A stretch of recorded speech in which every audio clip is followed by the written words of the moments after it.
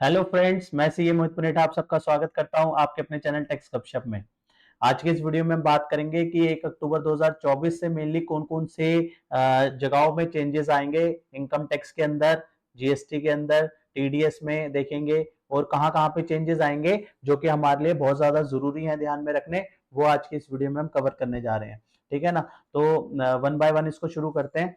तो सबसे पहले हम बात करते हैं कि कहाँ कहाँ पे अपने को इनकम टैक्स, अगर हम बात करें इनकम टैक्स के अंदर, तो इनकम टैक्स में कहाँ कहाँ पे चेंजेस की जो है हमारे रहेगा 1 अक्टूबर ऑनवर्ड्स। एक तो हम सबको पता है कि हमारी जो टैक्स ऑडिट की डेट थी, टैक्स ऑडिट की डेट जो थी वो एक्सटेंड हो गई थी, है ना।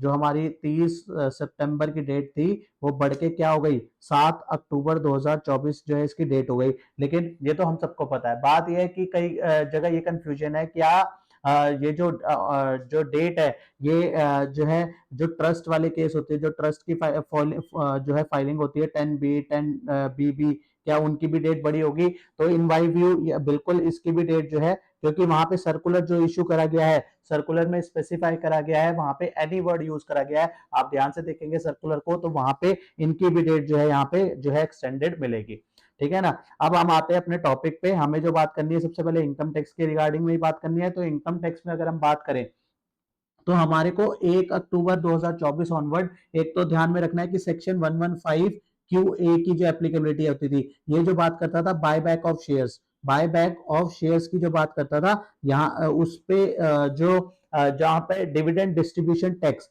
डिविडेंड डिस्ट्रीब्यूशन टैक्स की जो एप्लीकेबिलिटी आती थी, जो कंपनी को जो है डिविडेंड डिस्ट्रीब्यूशन टैक्स जो है डिडक्ट करना पड़ता था, ये अब कंपनी को नहीं करना पड़ेगा। ये जो है शेयर होल्डर के हाथ पे ही जो है यहाँ पे ये टैक्सेबल रहेगा। तो यहाँ पे जो है अब जो है 1 अक्टूबर 2024 ऑनवर्ड जो है हमारे पास डिविडेंड डिस्ट्रीब्यूशन टैक्स जो है इस केस में नहीं लगेगा।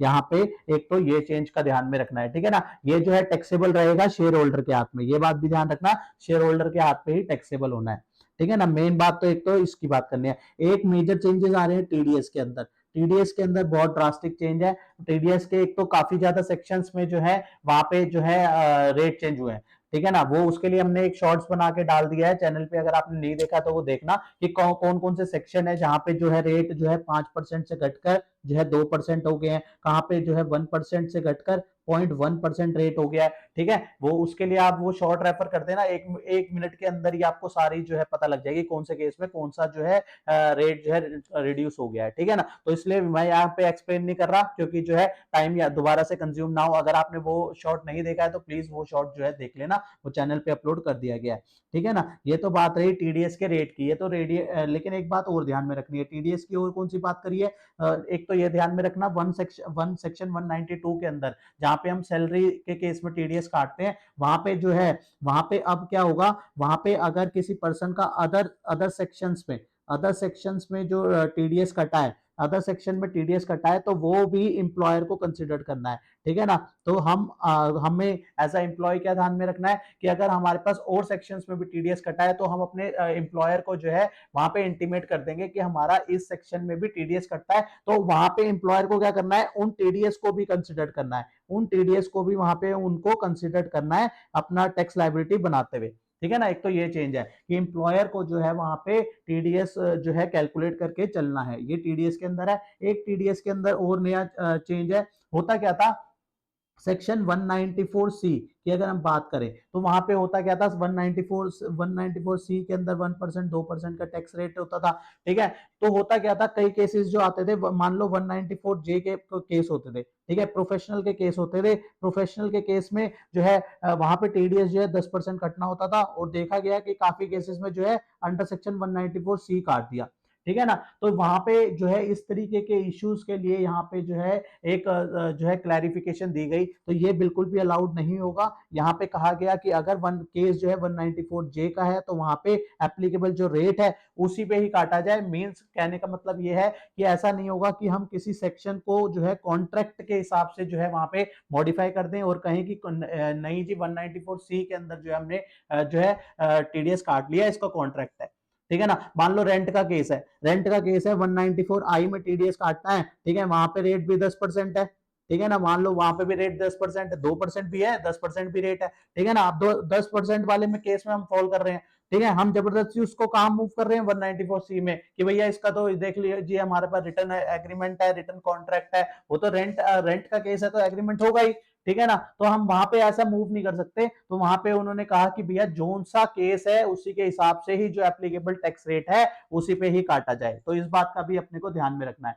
इसके अलावा और कौन सा केस है जी ध्यान में रखने वाला, एक केस हमारा 194 IA वाला जो केस होता है। 194 IA वाला कौन सा होता है, जहां पे हम प्रॉपर्टी लेते हैं और जिसकी वैल्यू 50 लाख से ऊपर की वैल्यू होती है, तो वहां पे अपने को 1% जो है टीडीएस की एप्लीकेबिलिटी आती है, ठीक है ना। हम सब जानते हैं वहां पे 1% की टीडीएस की एप्लीकेबिलिटी आती है, तो वहां पे भी ध्यान में रखना है। वहां पे क्या है, मान लो बायर दो हैं, बायर 1 बायर 2, बायर 1 बायर 2 है, ठीक है, और जो प्रॉपर्टी की वैल्यू है, मान लो प्रॉपर्टी की जो वैल्यू है वो हमारी 60 लाख की प्रॉपर्टी की वैल्यू है। अब दोनों के जो है 30 लाख इसका आ गया, 30 लाख इसका आ गया, तो इट मींस इसका मतलब ये नहीं है कि इस केस में एप्लीकेबिलिटी नहीं रहेगी। तो यहाँ पे बता दिया कि भैया हमारे को जो देखना है उस केस में सेक्शन की एप्लीकेबिलिटी के लिए जो वैल्यू देखनी है वो ये वाली वैल्यू देखनी है, वो ये वाली जो है कंसोलिडेटेड, मतलब ये वाली वैल्यू देखनी है, कंसोलिडेटेड वैल्यू देखनी है हमारे को, ये वाली वैल्यू नहीं देखनी हमारे को, ये वाली वैल्यू नहीं देखनी, ठीक है ना। इसके लिए जो है क्लैरिफिकेशन इशू कर दिया है कि हमारे को जो भैया इस तरीके का केस ना हो। ऐसे तो जो है अगर मल्टीपल बायर होंगे तो वहां पे टीडीएस जो हमारा जो पर्पस है, गवर्नमेंट ने कहा हमारा जो पर्पस है वो डिफीट हो जाएगा, इसलिए जो यहाँ पे जो वैल्यू है जो 50 लाख की जो लिमिट है उसके लिए हम हमेशा जो है यहाँ पे टोटल वैल्यू को जो है कंसिडर करेंगे, ठीक है ना। एक इस बात का भी ध्यान में रखना है।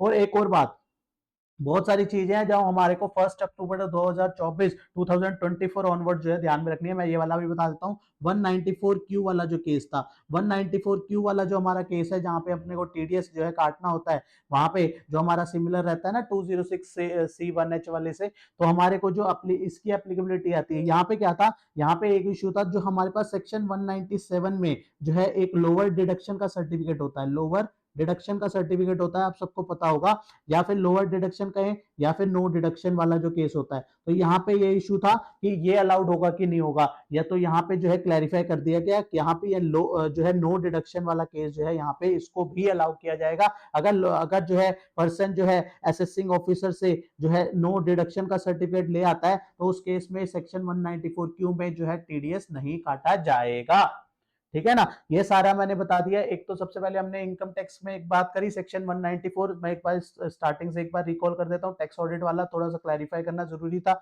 ये हमने थोड़ा सा क्लैरिफाई किया। इसके बाद 194 QA की बात करी, ठीक है ना। यहाँ पे क्या था, बायबैक ऑफ शेयर्स के केस में जो है जो डिविडेंड डिस्ट्रीब्यूशन टैक्स जो है कंपनी को नहीं काटना, शेयर होल्डर के हैंड में टैक्सेबल होगा, ठीक है ना। टीडीएस का जो है वो उसके लिए शॉर्ट्स डाल दिए, इसके लिए आप please refer shorts in channel, ठीक है ना, शॉर्ट्स इन चैनल, ठीक है। यहाँ पे आपको जो है वहां पे फोटो मिल जाएगी कहाँ पे कौन कौन से केस में जो है रेट जो है रिड्यूस हो गया, इसके लिए आपको वो मिल जाएगा, ठीक है। 192 में हमने बात करी कि इंप्लॉयर को जो है बाकी डिडक्शंस को भी कंसिडर करना है। 194C के बारे में बात करी कि भैया जो एप्लीकेबल, ऐसा नहीं है कि कोई भी जो है रूट करके 194C में ले आए, ऐसा नहीं होगा। तो जो भी एप्लीकेबल सेक्शन होगा 194I है, 194J है, जो भी एप्लीकेबल सेक्शन होगा तो वही एप्लीकेबल सेक्शन रखने हैं, ये वाले सेक्शन पे जबरदस्ती मोल्ड नहीं करोगे, ठीक है। 194IA में क्या बात करी कि वैल्यू हमें कौन सी देखनी है, हमारे को वैल्यू जो है 50 लाख की लिमिट देखने के लिए कौन सी वैल्यू देखनी है, हमारे को टोटल वैल्यू देखनी है, टोटल वैल्यू देखनी है,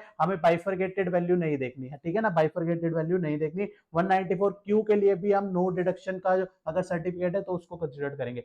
इसके अलावा मैं अगर बात करूं कुछ और चेंजेस की, यहाँ पे एसटीटी की बात करें, यहाँ पे एसटीटी के लिए भी 1 अक्टूबर 2024 के अंदर जो है हमारे को ध्यान में रखना है कि अगर हम एसटीटी की बात है, वहां पे भी रेट बढ़ गए थे ना, बजट में ध्यान है ना, बजट में इसके रिगार्डिंग रेट बढ़ गए थे, तो यहाँ पे भी हमारे को ध्यान में रखना है कि अब फ्यूचर का केस है, तो फ्यूचर में पहले क्या रेट था हमारा, पहले रेट था 0.0125% रेट था, अब वो कितना हो चुका है 0.02% जो है हो चुका है। तो अपने को अब इस रेट पे जो है कॉस्ट पड़ेगी, फ्यूचर का जो है यहाँ पे इस तरीके से रहेगा। और अगर ऑप्शन का केस है तो ऑप्शन के केस में भी जो है रेट बढ़ चुका है, 0.0625% रेट था, बढ़ के कितना हो गया 0.1% जो है यहाँ पे रेट ये हो चुका है, ठीक है। तो ये अपने को जो है यहाँ पे फ्यूचर और ऑप्शन की बात करें तो यहाँ पे एसटीटी का रेट बढ़ चुका है, छोटी छोटी चीजें। अब मैं जीएसटी की एक बार जीएसटी का भी जीएसटी की बात करें, जीएसटी के केस में क्या रहेगा, जीएसटी में हमारे को अब जो है आईएमएस जो हमारी थी ना इनवॉइस,